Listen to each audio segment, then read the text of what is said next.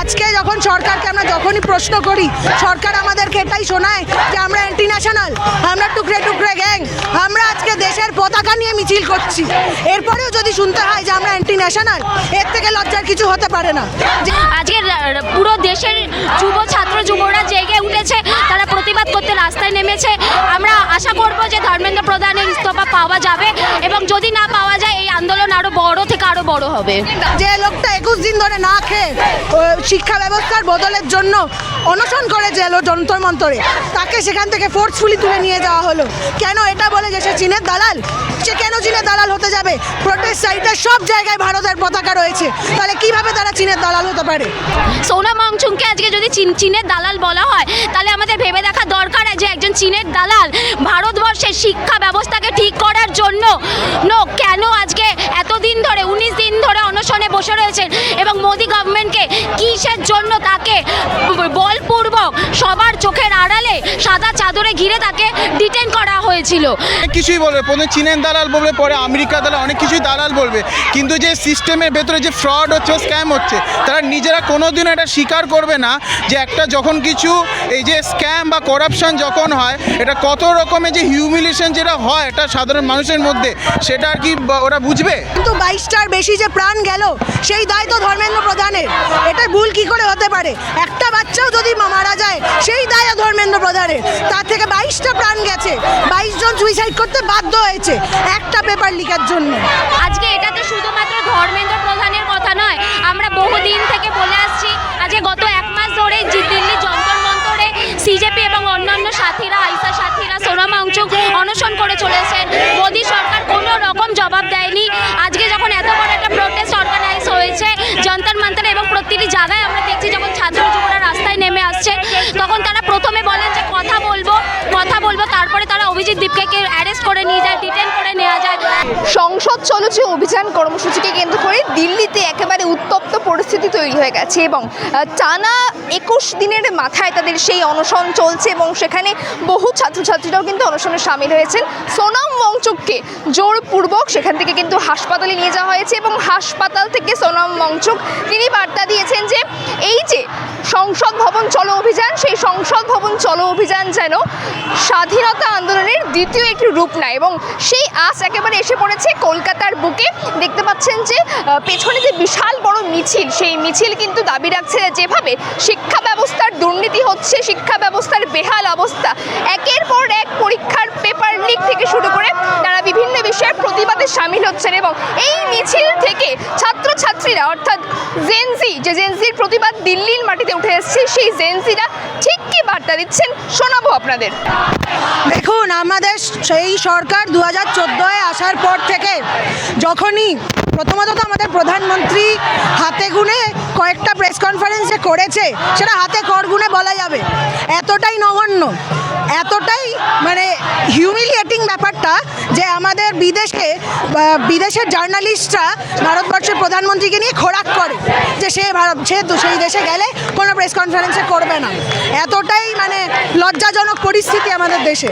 সেখানে দাঁড়িয়ে আজকে যখন সরকারকে আমরা যখনই প্রশ্ন করি, সরকার আমাদেরকে এটাই শোনায় যে আমরা অ্যান্টি ন্যাশনাল, আমরা টুকরে টুকরে গ্যাং, আমরা আজকে দেশের পতাকা নিয়ে মিছিল করছি। এরপরেও যদি শুনতে হয় যে আমরা অ্যান্টি ন্যাশনাল, এর থেকে লজ্জার কিছু হতে পারে না। যে লোকটা 21 দিন ধরে না খেয়ে শিক্ষা ব্যবস্থার বদলের জন্য অনশন করে এলো যন্তর মন্তরে, তাকে সেখান থেকে ফোর্সফুলি তুলে নিয়ে যাওয়া হলো। কেন? এটা বলে যে সে চীনের দালাল। সে কেন চীনের দালাল হতে যাবে? প্রোটেস্ট সাইটে সব জায়গায় ভারতের পতাকা রয়েছে, তাহলে কিভাবে তারা চীনের দালাল হতে পারে? অনশন হচ্ছে, আন্দোলন হচ্ছে, তা সত্ত্বেও ঊর্ধ্বতন কর্তৃপক্ষ ধর্মেন্দ্র প্রধান তিনি চুপ। কিভাবে দেখছেন? তিনি তো চুপ থাকবেনই। যখন পেপার লিক হলো সেই সময় উনি বলেছিলেন যে এই সমস্ত ভুল তো হতেই পারে, মানুষ মাত্রই ভুল, কিন্তু 22টার বেশি যে প্রাণ গেল, সেই দায় তো ধর্মেন্দ্র প্রধানের। এটা ভুল কি করে হতে পারে? একটা বাচ্চাও যদি মারা যায়, সেই দায় ধর্মেন্দ্র প্রধানের। তার থেকে 22টা প্রাণ গেছে, 22 জন সুইসাইড করতে বাধ্য হয়েছে একটা পেপার লিখার জন্য। তাহলে ভাবুন আমাদের শিক্ষা ব্যবস্থার কি অবস্থা। সোনাম ওয়াংচুক তিনি হাসপাতাল থেকে বলেছেন যে আন্দোলন তারা করছেন দিল্লিতে সংসদ ভবন চলো, সেই আন্দোলন যেন দ্বিতীয় স্বাধীনতা আন্দোলনের রূপ নেয়। সকাল থেকে আমরা যেটা দেখছি পার্লামেন্টের দিকে যখন মার্চ হচ্ছে সেখানে আমরা দেখলাম যে পুলিশ কিভাবে টিয়ার গ্যাস ব্যবহার করলো, পুলিশ কিভাবে লাঠিচার্জ করলো। শুধুমাত্র তাই নয়, পার্লামেন্টের বাইরে যে সিকিউরিটি করা রয়েছে সেই সিকিউরিটি বন্দুক তাক করে বসে আছে। এদিকে ছাত্রছাত্রীরা, দেশের ছাত্রছাত্রীরা তারা মিছিল করছে বই ফুল হাতে নিয়ে, তাদের দিকে পুলিশ এরকম বন্দুক তাক করে বসে আছে যে তারা আসবে আর তাদের ওপর গুলি চালানো হবে। তাহলে আমাদের তো সরকারের প্রতি প্রশ্ন ওঠে যে তারা কি আরেকটা বাংলাদেশ করতে চায়?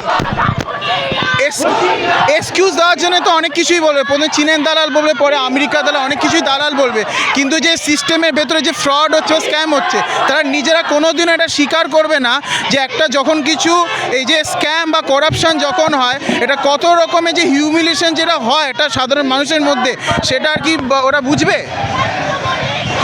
এই জায়গায় দাঁড়িয়ে বলা হচ্ছে যে লাঠিচার্জ করা হচ্ছে, সেখানে টিয়ার গ্যাস না, কারণ হচ্ছে যে এই যে প্রোটেস্টটা যেটা শান্তিপূর্ণভাবে যেটা হচ্ছিল, তারপরেও কিছুজন লোক আছে এটাকে অপদস্থ করার জন্য, ভেস্তে দেওয়ার জন্য এরকম লাঠিচার্জ করা হচ্ছে, যার জন্য প্রচুর সংখ্যক স্টুডেন্টস, ইউথ ইন্সপায়ার বা এমনকি যারা এইটার জন্য যা সাপোর্ট সলিডারিটির জন্য এসছে, প্রচুর লোক আর কি ইনজিওর্ড হয়েছে এবং যার জন্য এবার প্রচণ্ডভাবে লাঠিচার্জ করা হচ্ছে। দিল্লি পুলিশ সেখানে কোনোভাবে স্বীকার করা হচ্ছে না, কারণ তারা এই অ্যাকাউন্টেবিলিটির ব্যাপারটা বুঝতে পারছে না। আর যারা এই যে এটাকে অপোজ করছে, মানে এই যে সোনাম ওয়াংচুক বা ককরোচ জনতা পার্টি, অন্যান্য যেসব বামপন্থী যারা আর কি এই হাঙ্গার স্ট্রাইক যারা করছে, তারা এই যে মানে ভক্তরা যারা আর কি যে অপোজ করছে, তারা এটা বুঝতে পারছে না যে তাদের নিজেদেরও যখন এটা হবে তখন এই তাদেরকে হাত কামড়ে ব্যাপার উপর তাদেরকে হতে হবে। এর জন্য তো নিজেদের ভবিষ্যৎটা সুরক্ষিত রাখার জন্যই তো এইরকম প্রোটেস্টটা করা হচ্ছে আর কি। আজকে এটা তো শুধুমাত্র ধর্মেন্দ্র প্রধানের কথা নয়, আমরা বহুদিন থেকে বলে আসছি। আজকে গত 1 মাস ধরে দিল্লি যন্তর মন্তরে সিজেপি এবং অন্যান্য সাথীরা, আইসা সাথীরা, সোনাম ওয়াংচুক অনশন করে চলেছেন। মোদী সরকার কোনো রকম জবাব দেয়নি। আজকে যখন এত বড় একটা প্রোটেস্ট অর্গানাইজ হয়েছে যন্তর মন্তরে এবং প্রতিটি জায়গায় আমরা দেখছি যখন ছাত্র যুবরা রাস্তায় নেমে আসছে, তখন তারা প্রথমে বলেন যে কথা বলবো, তারপরে তারা অভিজিৎ দীপকে অ্যারেস্ট করে নিয়ে যায়, ডিটেন করে নেওয়া যায়। এখনো পর্যন্ত আমরা বুঝতে পারছি না যে কী রকম পরিস্থিতি রয়েছে। ওখানে লাঠি চার্জ হচ্ছে, টিয়ার গ্যাস চালানো হচ্ছে, স্টুডেন্টরা তাদের অধিকার চাইতে আজকে পথে নেমেছে। শিক্ষায় যে দুর্নীতি হচ্ছে, যে পেপার লিক হচ্ছে, আজকে ধর্মেন্দ্র প্রধানের সময়কালে আমরা দেখেছি বহু পেপার লিক হয়েছে। 2024 সালে যখন পেপার লিক হয়েছিল তখন আমরা রাস্তায় ছিলাম যে ধর্মেন্দ্র প্রধানের ইস্তফা দরকার, আমাদের ধর্মেন্দ্র প্রধান মাস্ট রিজাইন, এটা বলে আমরা পথে নেমেছিলাম। আজকে 2026 এখনও আমরা দেখছি এই বিষয়টাই চলে যাচ্ছে। তো আজকে আমরা চাইবো যে আজকে পুরো দেশের যুবরা জেগে উঠেছে, তারা প্রতিবাদ করতে রাস্তায় নেমেছে। আমরা আশা করব যে ধর্মেন্দ্র প্রধানের ইস্তফা পাওয়া যাবে এবং যদি না পাওয়া যায় এই আন্দোলন আরও বড় থেকে আরও বড় হবে। দালাল সোনাম ওয়াংচুককে আজকে যদি চীনের দালাল বলা হয়, তাহলে আমাদের ভেবে দেখা দরকার যে একজন চীনের দালাল ভারতবর্ষের শিক্ষা ব্যবস্থাকে ঠিক করার জন্য কেন আজকে এতদিন ধরে 19 দিন ধরে অনশনে বসে রয়েছেন এবং মোদি গভর্নমেন্টকে কিসের জন্য তাকে বলপূর্বক সবার চোখের আড়ালে সাদা চাদরে ঘিরে তাকে ডিটেন করা হয়েছিল। তাহলে সে যদি চীনের দালাল হয় তার কোনো প্রয়োজন পড়ে না আজকে সে ভারতবর্ষের ছাত্র যুবদের জন্য